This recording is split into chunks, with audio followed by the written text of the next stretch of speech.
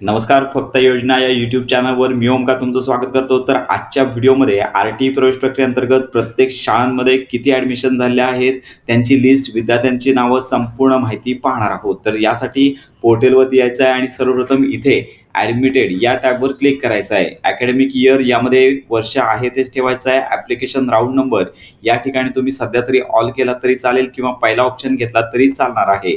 त्यानंतर selection type या टॅबवर क्लिक करून तुम्हाला ॲप्लिकेशन वाईज हवे, स्कूल वाईज हवे, तर स्कूल वाईज माहिती घेण्यासाठी शाळांची स्कूल वाईज या टॅबवर तुम्हाला क्लिक करायचं आहे. येथे डिस्ट्रिक्ट या टॅबवर क्लिक करून जिल्हा निवडायचा आहे.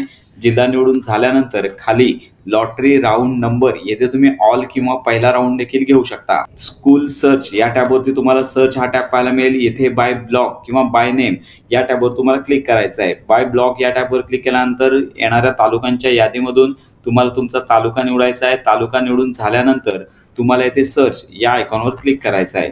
सर्च या आयकॉनवरती क्लिक केल्यानंतर डाव्या बाजूला तुम्हाला तुमच्या परिसरामध्ये असणाऱ्या शाळा या तुम्हाला पाहायला मिळतील. तर सर्वप्रथम शाळांच्या लिस्टमध्ये तुम्हाला ज्या शाळेमध्ये तुम्ही ॲप्लिकेशन केलं आहात किंवा तुम्हाला ज्या शाळांची लिस्ट पाहायची आहे त्या शाळेच्या आयकॉनवरती क्लिक करायचं आहे आणि खाली येऊन गो या टॅबवर क्लिक करायचं आहे. गो या टॅबवर क्लिक केल्यानंतर खाली डाऊन साईडला तुम्ही ज्या शाळेची निवड केली त्या शाळेमध्ये आर-टीचे प्रवेश किती कन्फर्म झालेले आहेत, त्या विद्यार्थ्यांचं नाव, त्यानंतर ॲप्लिकेशन नंबर, मीडियम, त्यानंतर स्टँडर्ड आणि डेट ऑफ ॲडमिशन कधी झालं याची संपूर्ण माहिती देण्यात आलेली आहे. तर अशा प्रकारे तुम्ही ज्या शाळांमध्ये अर्ज केला आहात त्या शाळांमध्ये किती आर-टी ॲडमिशन झाले आहेत त्याची संपूर्ण लिस्ट विद्यार्थ्यांच्या नावांसहित पाहू शकता. तर अशा प्रकारे ही महत्त्वाची माहिती इतरांपर्यंत नक्की शेअर करा.